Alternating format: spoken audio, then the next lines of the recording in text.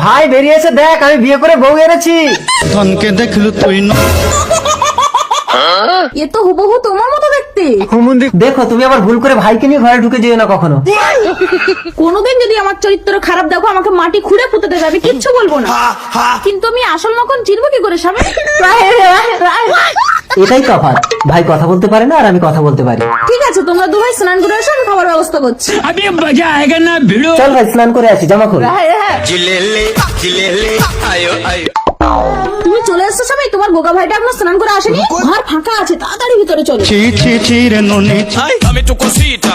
এই আমাদের দিদি ছেলে হয় কি নাম দেবে গো? তুমি আমার স্বামী না, তুমি আমার স্বামীর ভাই।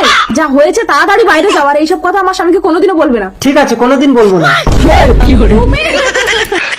তোমরা তাহলে কিছু ভুল করে ফেলে তাকে এইভাবে চাপা দিয়ে দাও নাকি? কি করবো, সতী সাজতে হবে তো।